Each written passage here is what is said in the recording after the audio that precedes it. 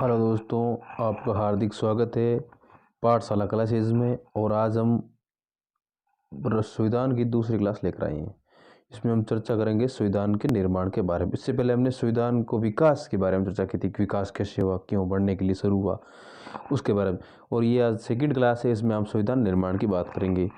संविधान निर्माण एक ऐसा मूलभूत कानून, संविधान निर्माण, जिसका पालन करने के लिए सरकार एवं नागरिक दोनों बाध्य हो, संविधान कहलाता है। संविधान किसे कहते हैं?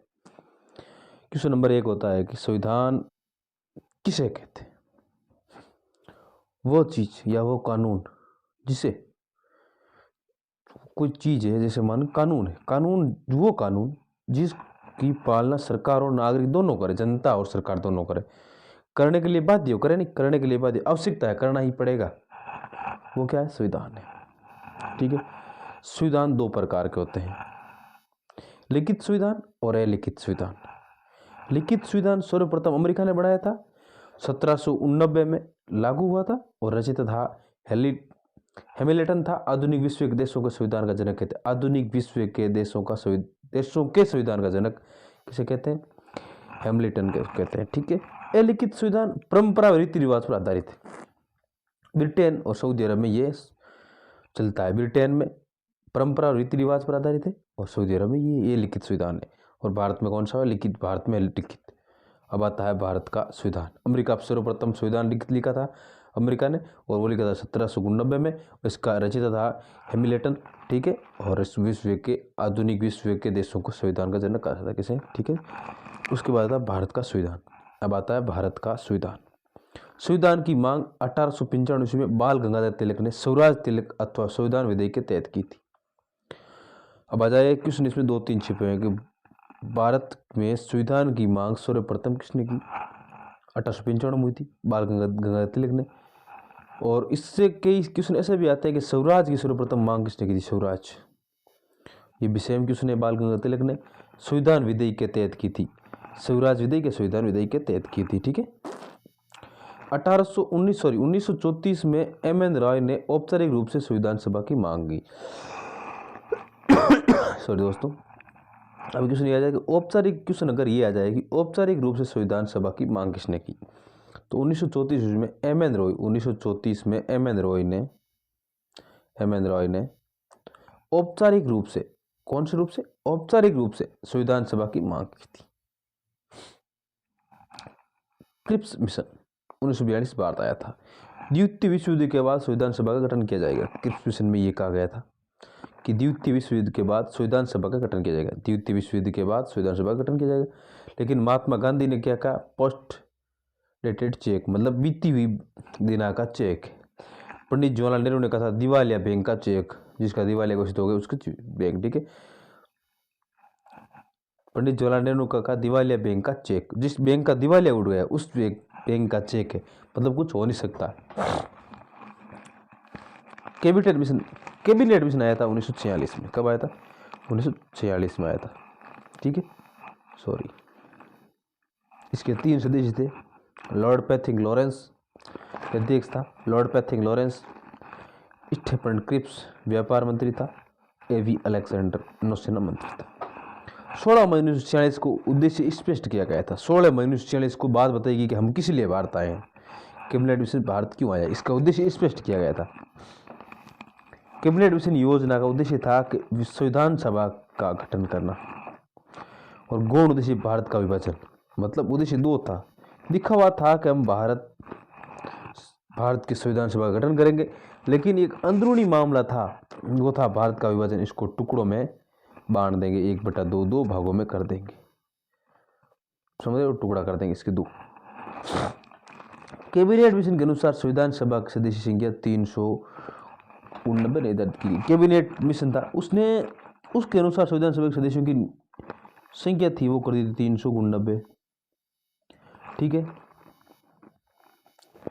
ब्रिटिश प्रांतों से 292 सीटें आई थी। देशी रियासतों 93 सीटें आई थी। चीफ कमिश्नर 4 सदस्य थे। देखो, जुलाई अगस्त 1946 में दलीय चुनाव आधारित चुनाव हुए थे। 10 लाख जनसंख्या पर 1 सीट थी, 10 लाख संख्या। कांग्रेस को 208 और मुस्लिम लीग को 73 सीटें मिली, शेष निर्दलीय थे। और 93 सीटें थी, नियुक्ति के अधिकार था इसे, ये देशी रियासतों से राजाओं ने सीधे भेजे थे। चीफ कमिश्नर क्षेत्र थे, वहाँ से 4 सीटें चुनी गई थी, वो अजमेर, मेरवाड़ा, दिल्ली, बलूचिस्तान और कुर्ग, कर्नाटक। ठीक है, ये चुनाव ब्रिटिश प्रांतों के विधानमंडलों के सदस्यों द्वारा अनुपातिक प्रतिनिधित्व की एकल संक्रमणीय मत प्रणाली से 208 सीटें कांग्रेस, 73 सीटें लिंको और शेष अन्य वे निर्दलीय को प्राप्त हुई थी। मतलब ब्रिटिश प्रांतों के विधानमंडलों के सदस्यों द्वारा, ब्रिटिश प्रांत उसके विधानमंडलों के सदस्य थे, उनके द्वारा ये चुनी गई सीटें थी। उसमें 208 सीटें तो कांग्रेस को मिली थी, 73 लिंग मुस्लिम लीग को मिली थी। उसके बाद में अन्य व निर्दलीय को प्राप्त हुई थी। 16 अगस्त 1946 को मुस्लिम लीग सीधी कार्यदिवस मनाया। 16 अगस्त को मुस्लिम लीग क्या करते हैं, 1946 में सीधी कार्रवाई दिवस मनाता है। उसके परिणाम स्वरूप बंगाल में सांप्रदायिक दंगे होते हैं, जिसमें कहा जाता है कि 1.5 लाख हिंदू भाइयों की मौत हो जाती है। और उसके विपरीत पंजाब में दंगे होते हैं, जहाँ 90,000 मुस्लिम भाइयों की मौत हो जाती है। ये एक अपने आप में बड़ी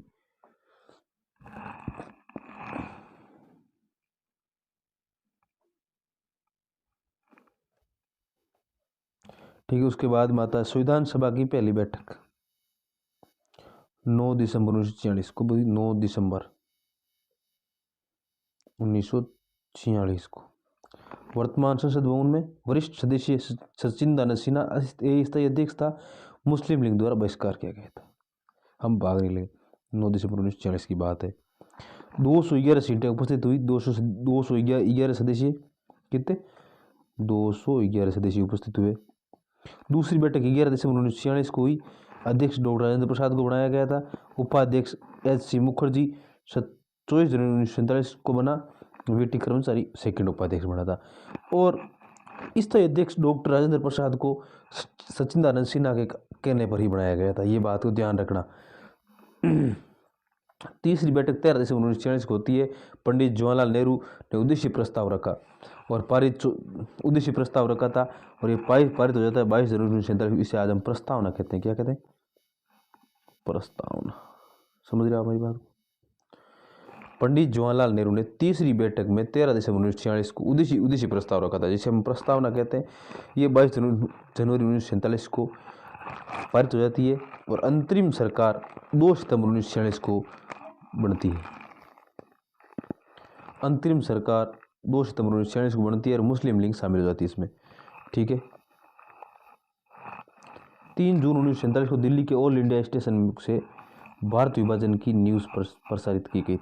3 जून 1947 को दिल्ली के ऑल इंडिया स्टेशन से भारत विभाजन की न्यूज़ प्रसारित की गई थी। बड़ा इंपॉर्टेंट क्वेश्चन है ये, देखो मैंने पहले से लगा रखा है, तीर का निशान देख लेना जरूर। माउंटबेटन योजना, भारत विभाजन योजना, 3 जून 1947। डिक्की बर्ट योजना भी कैसे कहते हैं, 3 जून योजना कहते हैं, भारत विभाजन योजना कहते हैं, माउंटबेटन योजना कहते हैं। माउंटबेटन योजना उपनाम है इसका, भारत विभाजन योजना, 3 जून योजना, डिक्की बर्ट योजना। इस योजना के अनुसार संविधान सभा के सदस्यों की संख्या 324 निर्धारित की गई थी। ठीक है। 324 में क्या था, 235 ब्रिटिश भारत के लिए, 89 99 देशी रियासतों के लिए थी। पुनर्गठन के बाद 299 रह गई थी। ठीक है। 324 पहले थी, पुनर्गठन के बाद 299 रह गई थी। ठीक है। अब 299 रह गई थी, उसमें 229 ब्रिटिश भारत की थी और 70 देशी रियासतों से चुने गए थे। 229। ठीक है। उसके बाद में आता है आपका संविधान सभा का पुनर्गठन।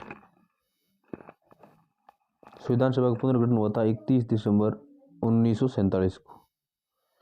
31 दिसंबर 1947 को संविधान सभा का पुनर्गठन 31 अक्टूबर 1947 को होता है। संविधान सभा का पुनर्गठन 31 अक्टूबर 1947 को होता है। भारत विभाजन के बाद संविधान सभा की पहली बैठक 31 अक्टूबर 1947 को हुई थी। भारत विभाजन के बाद संविधान सभा की पहली बैठक 31 अक्टूबर 1947 को होती है। उस दिन ही भारतीय संविधान सभा का पुनर्गठन हो जाता है 31 अक्टूबर 1947 को। अंतिम बैठक थी 24 जनवरी 1950 को। कुल बैठकें 165 तो पहले हुई थी और लास्ट थी अंतिम बैठक, उसको मिलाकर 166 बैठकें हुई थी। संविधान कुल बैठकें 166 हुई थी। संविधान सभा के वैदिक सलाहकार जो विधि का सलाहकार, कानून का सलाहकार था वो था BN राव। कौन था? BN राव। 2 वर्ष 11 माह 18 दिनों में संविधान सभा की कुल 166 बैठकें हुई, जिसमें संविधान निर्माताओं ने लगभग 60 देश के संविधान का अवलोकन किया और संविधान के प्रारूप पर 114 दिन तक विचार हुआ। संविधान के प्रारूप पर 114 दिन तक विचार हुआ और संविधान सभा के वाचन कितने हुए थे? 3। पहला 4 नवंबर 1948 से 9 नवंबर 1948 तक, दूसरा 15 नवंबर 48 से 17 अक्टूबर 1949 तक, तीसरा 14 नवंबर 1949 से 26 नवंबर 1949। संविधान निर्माण पूर्ण 26 नवंबर को होता है, उसी दिन विधि दिवस मनाया जाता है। प्रथम विधि दिवस 26 नवंबर 2015 को मनाया गया। ठीक है। संविधान सभा का योजनाकार SN मुखर्जी। कौन? SN मुखर्जी। ठीक है। संविधान सभा की आलोचना होता है, कमेंट करना आज भी लोगों में होता है, उसके बारे में ये कहना वो आलोचना है, ये वो है, ये सर वो है सर, इसके बारे में ये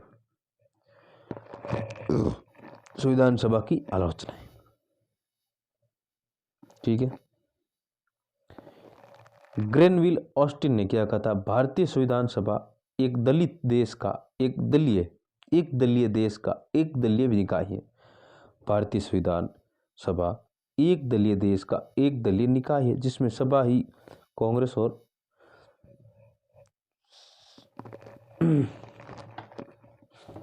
समझ रहे हो?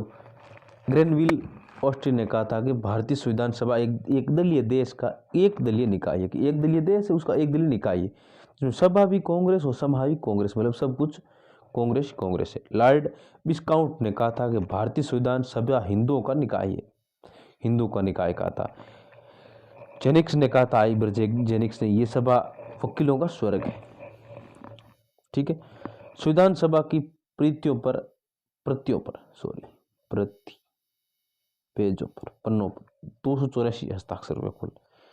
सर्वप्रथम हस्ताक्षर पंडित जवाहरलाल नेहरू ने किया था। सबसे अंत में डॉक्टर राजेंद्र प्रसाद ने राजस्थान से बलवंत राय ने किया था पहला। भारत में संविधान के पिता डॉक्टर अम्बेडकर को और आधुनिक डॉक्टर अम्बेडकर, भारत के संविधान का पिता डॉक्टर भीमराव अम्बेडकर को आधुनिक मनु की संज्ञा दी गई है डॉक्टर अम्बेडकर को। अंतिम बैठक 24 जनवरी 1950 को होती है। ठीक है। निम्न फैसले लिए गए थे, कुछ फैसले लिए गए। डॉक्टर राजेंद्र प्रसाद भारत के प्रधान राष्ट्रपति होंगे। वंदे मातरम राष्ट्रगीत 24 जनवरी 1950 की बात है। बंकिम चंद्र के आनंद मठ से लिया गया है।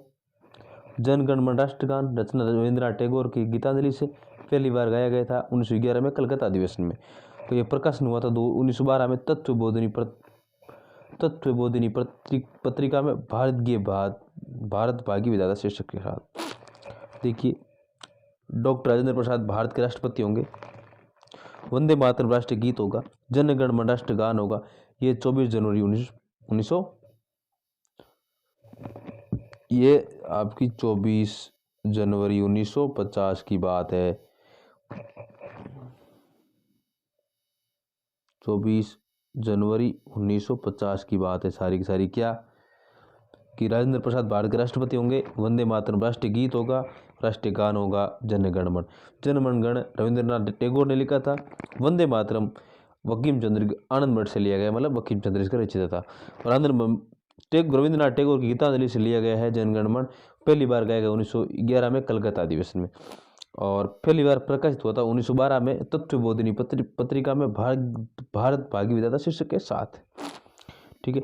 थैंक यू सो मच दोस्तों। इससे अगली हम कल क्लास लेंगे या अगला दिन क्लास लेंगे,